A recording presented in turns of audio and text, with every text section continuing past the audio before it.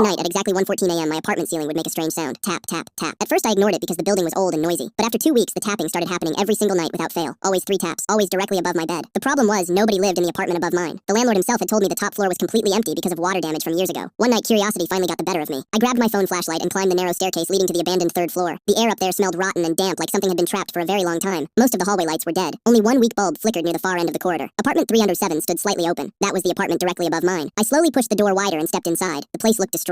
Mold crawled across the walls and pieces of the ceiling had collapsed onto the floor. Old furniture sat covered under white sheets thick with dust. Then I heard it again. Tap, tap, tap. This time it came from somewhere deeper inside the apartment. I followed the sound down a dark hallway until I reached a small bedroom. The room was almost empty, except for a stained mattress lying in the corner, and an old wooden chair facing the wall. Tap. The sound came again. I realized it wasn't coming from the ceiling. It was coming from inside the wall itself. I slowly moved closer. Tap, tap, tap. Something inside the wall was knocking back at me. A cold feeling spread through my chest. Then suddenly I noticed words scratched into the paint beside the chair. Do not tap back. I stared at the message trying to understand what it meant. Without thinking, I nervously tapped the wall once with my knuckle. The knocking instantly stopped. The silence afterward felt horrible. My breathing became shallow as I stepped away from the wall. Then from inside it I heard movement. Something shifting slowly through the narrow space between the walls. A low, wet breathing sound followed. I turned toward the bedroom door planning to leave immediately. But the hallway outside was no longer empty. Someone was standing there. At least I thought it was someone. The figure was extremely tall with its head bent sideways against the ceiling. Its arms looked unnaturally thin and long, hanging almost to the floor. I couldn't see its face clearly because the hallway light behind it kept flickering. The thing slowly lifted one finger to where its lips should have been. Then it whispered in a dry, cracking voice, "You answered." Every light in the apartment suddenly went out. Complete darkness swallowed the room. I heard fast crawling sounds rushing through the walls all around me. Panic exploded inside my chest. I turned on my phone flashlight again and aimed it toward the doorway. The figure was gone. But now the tapping had started everywhere. Inside the walls, above the ceiling, below the floor. Hundreds of knocks surrounding me from every direction. Tap, tap, tap, tap, tap. The bedroom door slammed shut violently. I ran toward it, pulling desperately at the handle, but it wouldn't move. Then something tapped directly behind my head. 3 slow knocks. I froze completely. My flashlight trembled in my hand as I turned around. The wall behind me was bulging outward. Something underneath the paint was pushing itself through from the other side. A long, thin shape slowly pressed against the wall until I could clearly see the outline of a human hand. Then another hand appeared beside it. Then a face. Its mouth stretched open silently beneath the wallpaper, while its fingers clawed outward trying to tear